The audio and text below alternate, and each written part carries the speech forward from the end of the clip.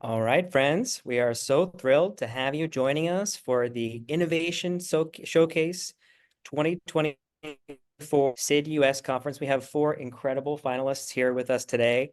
And as always, this is my third or fourth year hosting this. So one of my favorite parts of SID is to hear about all the work in and around innovation happening in global development. So we are very excited to hear from our group here and excited to have you all ask questions and engage with us in the chat. So we encourage you early and often to ask those questions. And also, if you want to drop a line and say kind of where you're joining from in the world and what has brought you to this showcase today. We would love to hear about that. So, Kosala, I'm going to start with you and the program that you are doing with Chemonics. And I know you have a few slides, so I'm going to ask that you keep your time to about 5 minutes. And so we make sure we leave time for questions and comments. But go ahead and share your screen now, and we will we'll hear from you first. Thank you. Great. Sounds good.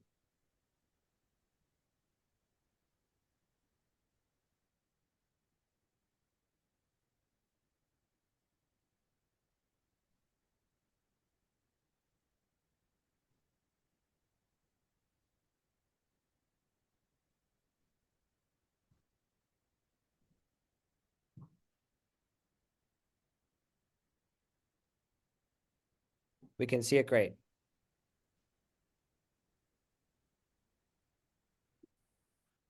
So I'll start, right? Good afternoon, distinguished guests. My name is Kosala Gunawardana, and I am the Advanced Energy Technology Specialist on the Sri Lanka USAID Sri Lanka Energy Program. Allow me to share the transformative tale of Mrs. Janita, whose life was forever altered by introduction of an affordable and innovative battery-swappable two-wheeler. Janita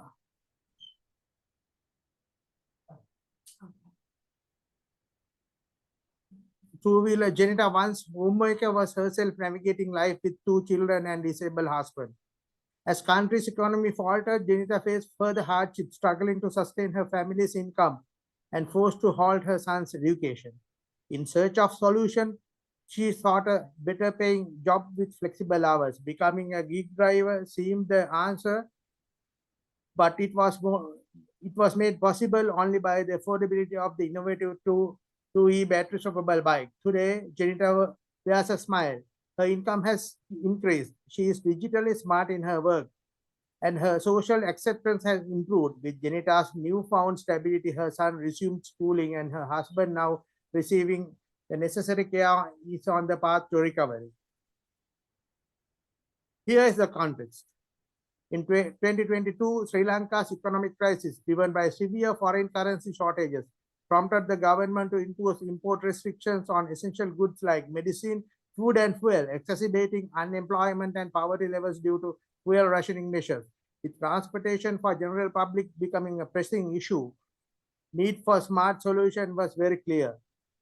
Electric vehicle gig two-wheelers and three-wheelers emerged as a promising alternative, but affordability remains a challenge.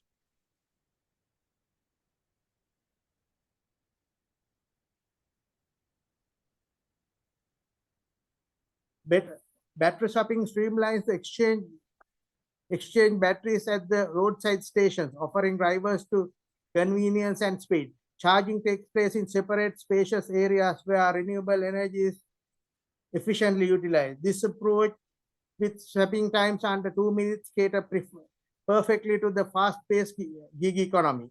Cloud GIS technology enables better monitoring along routes, simplifying tracking and facilitating carbon offset estimating monetization. Additionally, empowering gig drivers with smart technology skills offers practical alternative to traditional qualifications, reducing friction in digital transformation and ensuring widespread access to technological benefits. Here are the benefits. The concept presents substantial environmental advantage capable of significantly reducing carbon dioxide emissions. Endorsed by the UNFCCC Clean Development Mechanism, The inclusion of cloud platform for fleet monitoring not only enhances the environmental credibility, but also facilitates the collection and monetization of carbon credits. The conversion to electric vehicles, entire fleet of vehicles could save 300 million US dollars annually, providing substantial economic relief for financially distressed nations. From a technical standpoint, employing a gig model for first and last mile mass transportation address traffic congestion and parking challenges in cosmopolitan cities of developing countries. Socially, electric vehicles with swappable batteries promote various business models and foster inclusivity, empowerment, smart societies, bridging the gender and community differences. Financially, the concept offers efficient vehicle fleet utilization, lower the financing cost for batteries by shifting cost to corporations, reducing operational expenses. So what next? Following the successful implementation of our pilot project, we aim to expand its reach by replicating our partnership models with more private sector partners. Specifically, we plan to collaborate with other fleet providers. Additionally, our strategy includes further technological development, policy refinement, alongside effort to raise public awareness. A key initiative in our agenda is the establishment of a direct benefit transfer scheme, leveraging savings from vehicle to grid storage support, which aligns seamlessly with our core objectives. We are confident that multifaceted approach will significantly contribute to fostering a greener, cleaner, happier life for all, offering beacon of hope amid challenging times. To reiterate, the innovations we are unveiling today is pivotal and it directly addresses three significant challenges prevalent in the developing world. First, it focuses on enhancing affordability for advanced energy technologies, particularly 2- and 3-wheeler EVs. Secondly, it seeks overcome the financing barriers hindering the widespread deployment of these vehicles. Lastly, it emphasizes the importance of modernizing the widespread decarbonization benefits. In closing, we extend our gratitude to Swing Mobility, our implementing partner in this project, for their outstanding effort in turning this innovative idea into a reality. Let us remember that journey to success, collective effort, fueled by innovation, collaboration, unwavering determination. Together, let's embrace the challenge ahead with optimism, knowledge that every obstacle is an opportunity for growth. Thank you for attention and here's to future filled with endless possibilities. Kosala, what a neat program. I'm going to ask you one question, then we're going to move on, I think, to Lindsay next. Is that okay? All right. So, Lindsay, you're on deck. Kosala, here's my question for you. What's the hardest part about this program? I mean, you've got hardware, you've got batteries, you're doing the swapping. Is it the financing? Is it the maintenance? Is it training on the ground to get people accustomed to using this technology? What are some of the biggest difficulties and challenges with this? Yeah, biggest difficulty is the financing the batteries because the economy was at a distress, and also there was no great enthusiasm, and this model has not been tested, and there was few questions and speculations whether this will work. Those are the main challenges we had during implementation. Well, it seems like an incredible proof of concept. I'm really excited that you've been able to share it with us today, with our audience here at the SID-US conference. I wish you tremendous success in your work. We may come back to you with more questions as we go here, but I'm going to shift us to Lindsay next. Lindsay, I'm going to invite you to introduce yourself and share a bit about your innovation. Those of you who are watching virtually may not know this, but Lindsay and I are in the same room, but on a virtual session. So the powers of hybrid brought to you in real time. So Lindsay, over to you. Sure. And we have Chris here as well. Yeah, and some echo, but there we go. Got it. Yep. Hi, everyone. Really happy to be here. My name is Lindsay Moore. I'm CEO and founder of Developmetrics. We are an AI firm that's domain specific to development data. So the issue that we're really addressing is One that I dealt with myself when I was a USAID Foreign Service economist, which is just information overload. There's so much information out there, and how do you harness all the available data to do actually impactful programs? So we know that, there's more than $41 billion spent on foreign assistance by the US government alone. But a recent World Bank study showed that less than 80% of organizations are actually using and harnessing all the available evidence to inform their proposal design. And when I was, designing proposals, RFPs myself at USAID, I wasn't able to figure out what have we done on the past? What have been all the lessons and recommendations? And because of that, I really felt that foreign assistance dollars were not being optimally used on the ground. We see now a lot of times that project evaluations have these lessons and recommendations that are incredibly valuable, but then the follow-on project report has the same lessons and recommendations. And it's really just because there's too much information available for humans to actually go through it all and understand it. So in order to kind of deal with this information overload and improve the efficiency and effectiveness of foreign assistance, we developed a large language model. Started about 6 years ago with the United Nations, manually creating training data, tailoring it to the development sector, and then working with USAID to really get it sector specific, define agronomic practices just the way a technical expert would, and train the machine to understand the data just like a USAID expert would.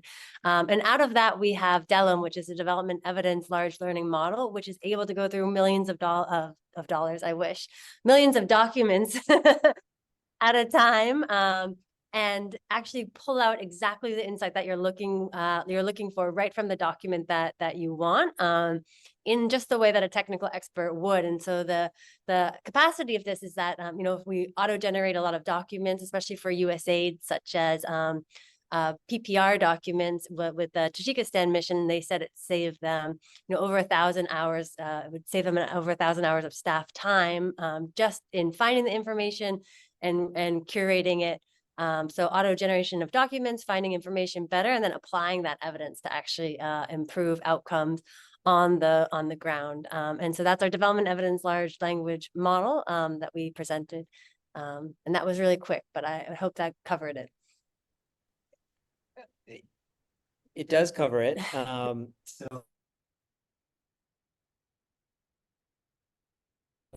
when you're really at the forefront of this stuff, using AI and large language models in global development is something we're all thinking about, but there's all kinds of emotions and baggage that I think people bring to that. I guess I would be curious to hear from you. What kinds of reactions are you getting from, I guess, your community, your audience, in using this technology? And how are you managing some of the baggage that there's a lot of fear out there. There's a lot of fear with using these models, the accuracy of these models, the fear of, is this going to replace the humans that typically did this kind of work? Like, what are some of the ways that you're addressing some of those concerns that people might have?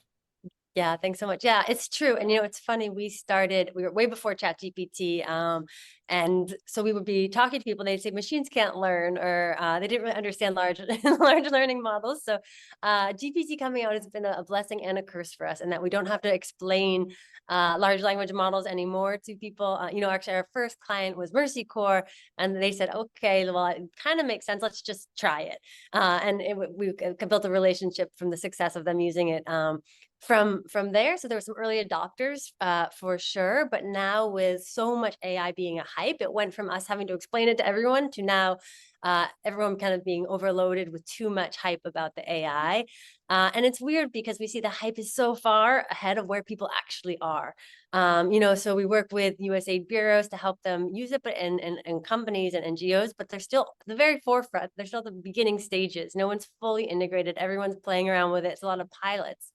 So bridging that hype with the actual what's happening on the ground is very interesting. But I think there's a lot of truth in what you're saying. There's a lot of now people just kind of putting generalized AI models, like using GPT on documents and running with it. And it's really scary. I think it's true that it is a huge concern, because imagine the kind of data that we deal with in development. If you want to ask what women's empowerment interventions have been successful in Afghanistan, and you just use a generalized AI model, you can't know exactly what is the model interpreting women's empowerment as, right? It's biased from everything on the internet. And so our model is trained exactly, knows the documents that it's coming from, knows the definition. And so it's all transparent. It's supervised machine learning instead of unsupervised, which are some of these scarier models. I know you're very right, Nick, and that the World Economic Forum said that misinformation from generative AI is the biggest global risk of 2014.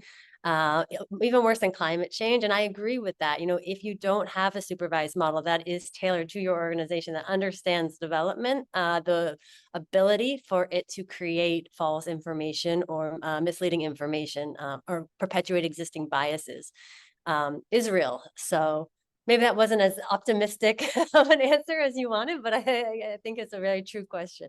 I mean, it's such an important topic for our time. We were at a tech salon yesterday hosted by Wayne Voda, and we were talking about organizational Gen AI policies, and the topic of bias came up. And I think there were a lot of camps, right? There were groups that were working to actively understand the impacts of bias in these models, and then there were other groups that were saying, look, eliminating bias is an impossible goal and one that we shouldn't strive for. It's really how do we be as transparent as possible about the ways that bias is impacting these outputs, and try to present more transparency for organizations that have to decide what's working and what's not.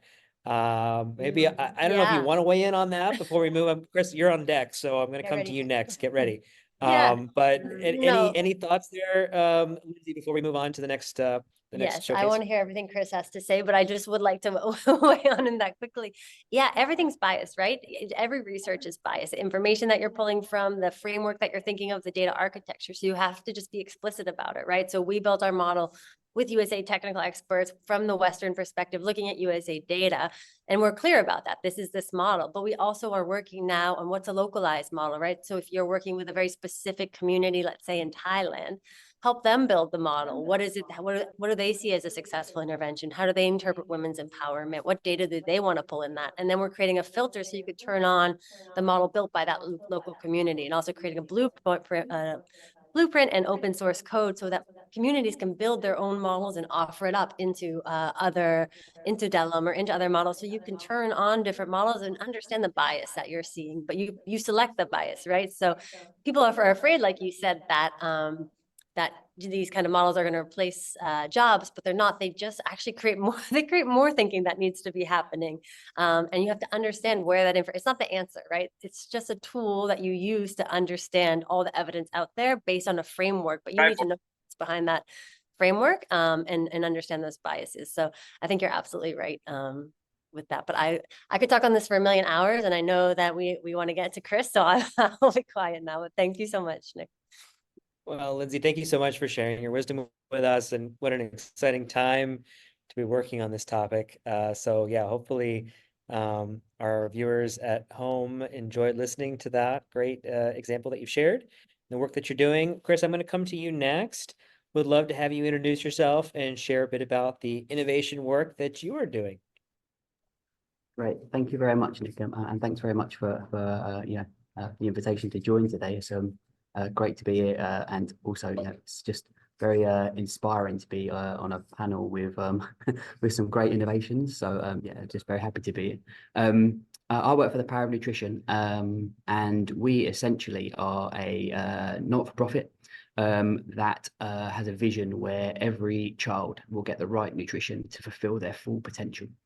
And if I think to the theme of the day around us having this, world in crisis, well, right now we are in the midst of the world having the worst food and nutrition crisis in modern history.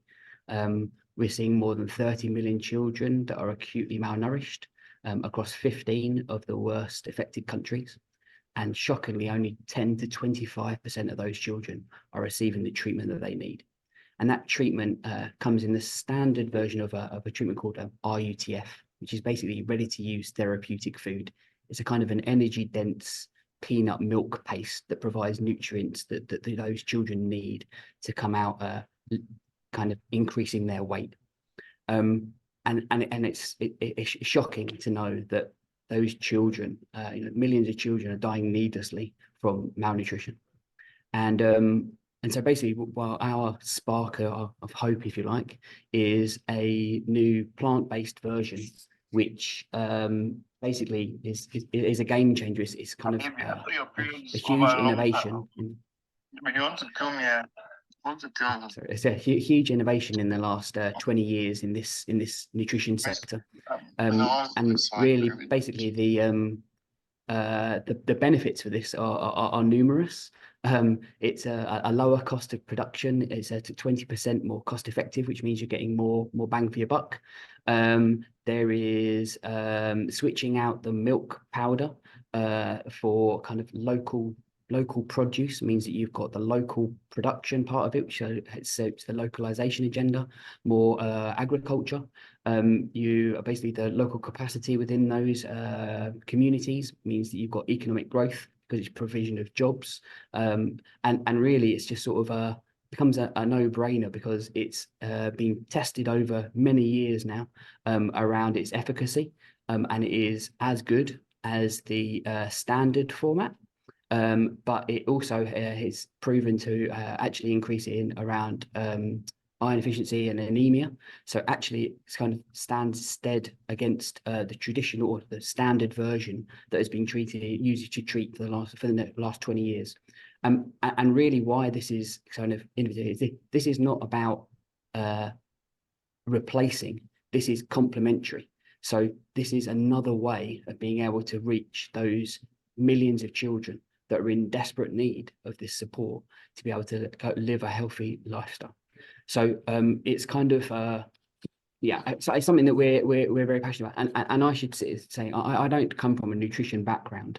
I am very new to nutrition, and so I can't sit here and I can't take any kind of credit for any of that side of things. I just get the very good job of being able to come here and talk about it and be very passionate about something which has got a real potential to have a huge impact on so many more people's lives. Chris, just tremendous to hear the work you've done on this and your organization, and I'm so grateful that you're here with us today. I guess I would ask you where you're seeing the challenges. I mean, is it is it trying to compete with larger providers of this kind of food in the humanitarian and development sectors? It sounds like you have been up and running for a while, but your solution is healthier by all accounts, cheaper to produce, plant-based. So, what are some of the challenges to getting more scale and adoption with this incredible offering product? Yeah, it's a good question. I mean, I think the challenges really come in the form of it's surprising to me that if you don't work in the nutrition sector, you're not really aware of this traditional or this standard RUTF treatment, which is the way in which you treat these acutely malnourished children. So I think the challenge is just simply is awareness that there is a new version and a complementary version to be able to do it. It is just been always for the last 20 odd years that RUTF treatment is what you would use. So the biggest challenge really is and why I'm so grateful for the opportunity to talk about it today in front of however many people and all those people that have tuned in to listen to this at home is awareness, is giving people the opportunity and understanding that there are alternatives. And I say that it's not meant to be a competition.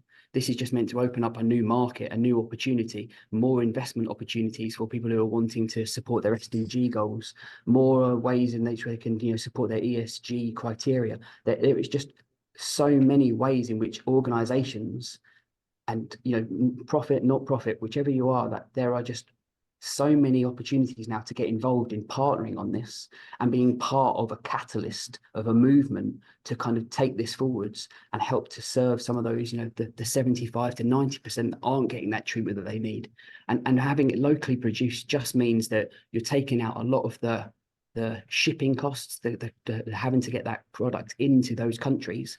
You're creating those jobs. You're creating so many, you're creating a new ecosystem essentially to be able to provide that treatment to those people who need. So I'd say that others from a nutrition sector may talk about a completely different challenge, but for me, It is people simply don't know that this is a product that is available and has been tested and can be rolled out now.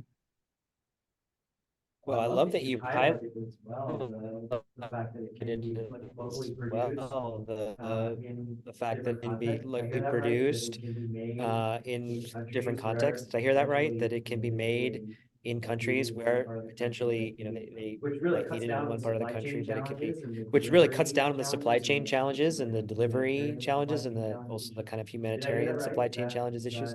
Did I hear that right? Is that how the localization Yeah, model works exactly. for And this? and using that model, essentially, the work being done by one of our partners on this, Valid Nutrition, is that there'd be a 78% reduction in the carbon emissions that are caused at the moment through using the current ITF product. Amazing. Well, hey, congratulations on this work, and I'm glad that you have this platform to share all the amazing things that you are doing. Thank you. Okay, Anatoly, we are coming to you to round out our speakers. You are joining us virtually, so I'm going to turn my volume back on in a sec and have you share a little bit about your innovation. Over to you.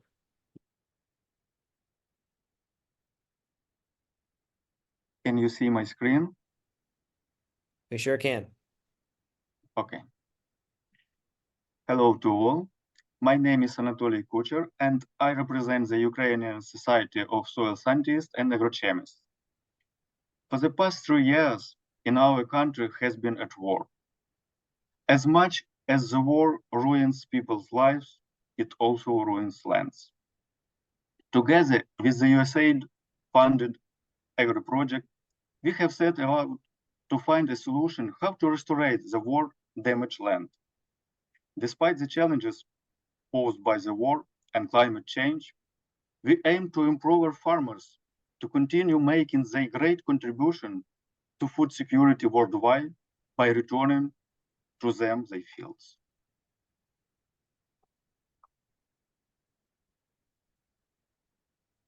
Currently, about 25% of soils are degraded in the world. In Ukraine, it means over 20 million hectares of degraded land because of the war. The lack of agricultural production on these lands results in losses of about $1 billion per year. But that is not all. Those farmers who work in aquaculture also face a problem. If you don't clean your pond once a few years, it quickly loses its productivity. There are 40,000 ponds that have not been cleaned for a long time in Ukraine. This means 35 million tons of sediment that need to be removed from the ponds annually. So, how do we return fields to farmers? And what do we do about cleaning 40,000 ponds? We found the solution that solves one problem by addressing another. We conducted laboratory analysis of the sediment samples from the ponds in different regions. This analysis showed that the sediment contains carbon, nitrogen, and all other components necessary for nutrition of crops. Thus, the 35 million tons of sediment that hinder to development of aquaculture in ponds can transform into over 200,000 tons of absolutely perfect organic fertilizer, restoring over 2 million hectares of damaged land. Moreover, this sediment fertilizer is renewable and it's redeposited in the lakes for the next year. But how a farmer should extract sediment and prepare fertilizer from it? And how to apply it to the soil to preserve its beneficial properties? We have developed a methodology and prepared a guide for farmers with the detailed recommendations and answers to all questions.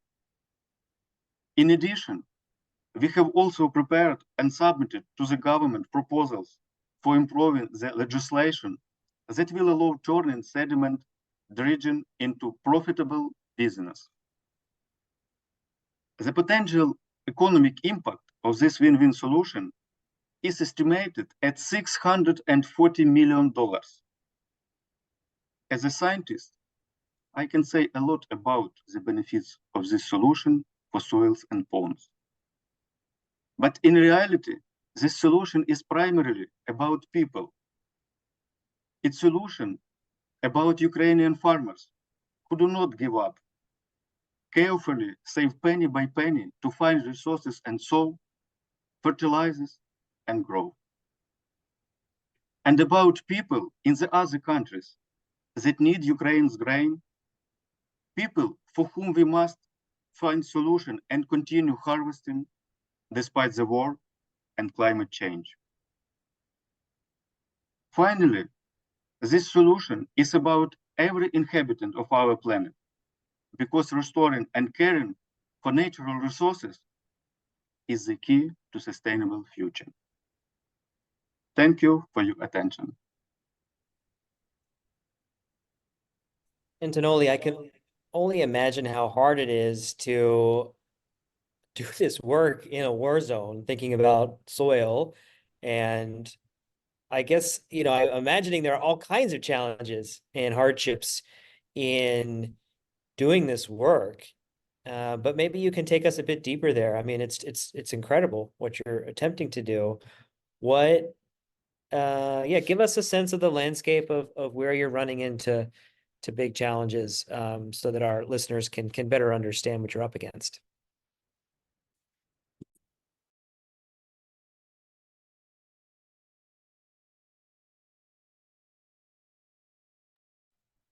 I think Andrew is on mute. Sorry. In my case, it's usually air raids, alerts, and rockets, as the Russian Federation continues the war against Ukraine. But if you referring to this project, it's about ideas that with each passing day, the amount of degraded soil due to the war is increasing. Currently, over 20 million hectares of land in Ukraine need to restoration. And every day of the war means more mines in the fields, more degraded soils, and could yield high harvest and ensure food security for the world. This is the main challenge in our work and our project. Well, it's incredible that you're doing the work you're doing, and we are so honored to have you here with us today to share this story. So we have a couple questions. I would invite anybody who's watching us live to go ahead and ask your questions in the chat for our distinguished panelists here. Personally, I'm blown away by the breadth and the quality and the problem set that you all have taken on in your respective innovations. So really interesting, especially compared to years past. Just fantastic. I'm going to start, Kosala, with a question that we had from one of our participants about whether or not you recycle the batteries, and how that works. Is there a shelf life to these batteries? A certain number of times they can be swapped, and then what do you do when they're done with their shelf life? Any thoughts or reflections there? Of course, we thought through that, because the things the investors on battery swapping model, the battery manufacturers and battery manufacturers themselves. So they know the technology, they have the methodology of recycling and retrieving any materials out of that. And also it creates the platform. This cloud platform monitors the battery lifetime and battery healthiness, everything being monitored. So in that event, usually the financiers and also collaborating with the battery manufacturers, they have a strong understanding, and they have the agreements with that, even for recycling.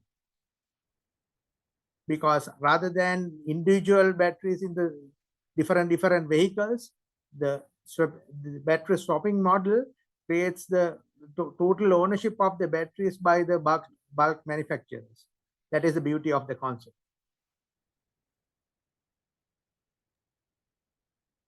Thank you so much, Gonzalo. And a reminder to folks, if you do have questions, we'll go ahead and ask those. And we're going to have a kind of audience poll for these 4 incredible projects. So you can vote on your favorite one. All of them are incredible in my book, but you can vote for the one that speaks to you the most on the SID platform. Lindsay, maybe let's come back to you for a question. We talked a bit about bias. We talked a bit about like having to work against the hype curve that is the Gen AI, Open AI madness of the day. Let's talk a little bit like about the case for optimism and like where you're seeing any accelerants for your work because of the hype. Is there anything you can point to that really gets you excited about this moment in time for this work you have been doing since, as you say, for several years, even before the whole world was talking about this issue? Over to you. Yeah, for sure. I mean, there are incredible things to be excited about. So for example, like I said, we can now, these AI models, like we talked about, are being a little bit over relied on by some people, thinking of it not just as a tool, but kind of as an answer. But at the same time, so if you think about who are developing these, a lot of these models are coming from Silicon Valley. They're very biased. So that's the negative side. But at the same time, you can also now provide the opportunity for local actors to bring in their own voices, build their own models, and actually have their voices in the decision-making process in a much more meaningful way than ever has occurred before. And at the same time, we're able to offer our chat in any language. So now any local actor has the same level of access to information that any traditional implementing partner would have. They can go through millions of documents at one time, and see the answers in their language, and they can teach it to learn, learn from their own knowledge. And so it's a way of actually kind of putting their own worldview out there and learning and teaching us all as well. So I think it goes both ways, and seeing the answers that are coming out from this model are really exciting for us to see how it's learning and how it's teaching us as well, and changing a lot of our conceptions. So the breakthroughs, and also just one last thing is just the ability to save time in terms of auto-generating documents, and really cutting down time and also money spent, which would be a huge barrier to organizations in the past. And now they have the power to write and access information like just like on equal ground as any other organization. So that's just been an incredibly rewarding and exciting development to see. Well, again, Lindsay, what a great moment for you to be working on this at such a time, and just thrilled to see where you all take this model and all the good you do, partners. Chris, I'm going to come back to you here. We talked a bit about just getting awareness out for this incredible, I don't know what to call it. Is it a tool? Is it a product? Is it a nutritional? How do you think about the kind of terminology of this? That's one question for you, maybe. But the enthusiasm you have for this work is so clear. Take us in whatever direction you'd like to go to as far as what gives you your spark of hope for the work that you're doing currently. Over to you. Yeah, thanks, Nick. And thanks. So yeah, I am really passionate about it. And I would say it's a product, because essentially what we're talking about here is something that can be given to those children that need it. That's what I was thinking. A product, that's probably the easiest definition and stuff. And yeah, I'm really excited about it. And to say I'm very fortunate because I get to come here and I get to talk about it. And I've had no involvement and can't take any credit for the creation of this product. But I get to come along and I get to talk to all of you and try and get, hopefully, you engaged in it. I get to try and again, back to the theme of the day. My spark of hope is hopefully I can spark some sort of interest and wanting to get more behind this and more involved in this. Because it is a game changer, Nick. I'm going to be very honest about it. This is something that that hasn't happened in the nutrition sector for a number of years. When it first happened, it was the standard IETF treatment, and that has proved to save lives, right? And this is just something that will help ease some of that burden. IETF is doing all the heavy lifting at the moment. plant-based version of this can help do that, can help save those lives. And if that should be enough for everybody to be excited about it. But if it isn't, then it's more cost effective. So more children will be benefiting from the budgets that are available at the moment. So it's better for people's ROI. Plant-based means that it can foster a sustainability of the supply chain through the localized production and sustainable agriculture, the boosting of local employment and the livelihoods, and reducing that carbon impact from the offshore supply. So, I mean, why shouldn't you be excited about that? Like, you know, I find it really kind of bizarre. Like I said, I don't come from nutrition, but I don't think you have to be a nutritionist or a technical expert to understand how exciting this can be to be a game changer. So we're talking about sparks of hope. This is it. This is your spark of hope in the nutrition world. This is how we help more and more children survive. Well, I find your enthusiasm mixed with your ability to speak in a giant room with a quiet voice, a fantastic combination. But Chris, thank you so much for the work you do. And Tonoli, I'm going to come back to you for our last question because we only have a few minutes left. I guess we talked a bit about the challenges. Is there, what does give you hope? You're in the middle of a really intractable, long human conflict that has taken its toll on your country, on many humans, and you're trying really hard to work on this, on soil in this context. What gives you hope? What keeps you going?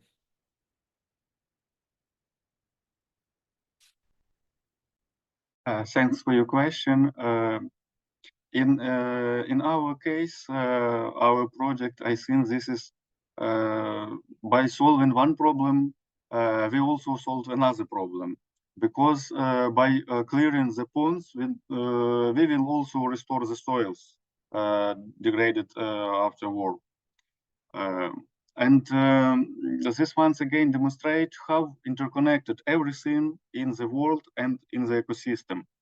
The sediment that harms the ponds will be beneficial to the soils. Moreover, this is a renewable source for nutrition for plants, and it's absolutely win-win solution in our case.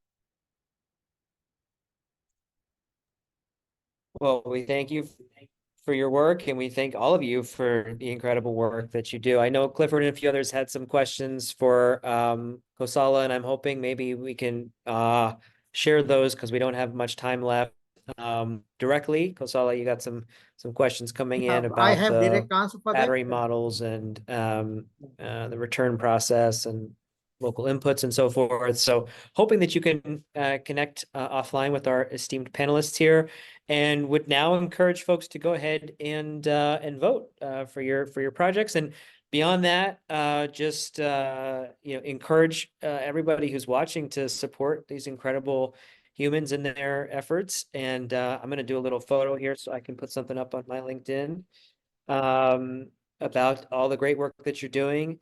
And thank you to everybody who joined us for coming out and watching this live, or you're watching the recording, even better. And we wish you a wonderful rest of your conference, and keep on innovating out there, doing incredible work on the front lines of global development on some really tough challenges. So thank you to all of our great panelists, and thanks to those who joined us. Over. Thank you. Thank Thank you. you. Thank you. Thank you.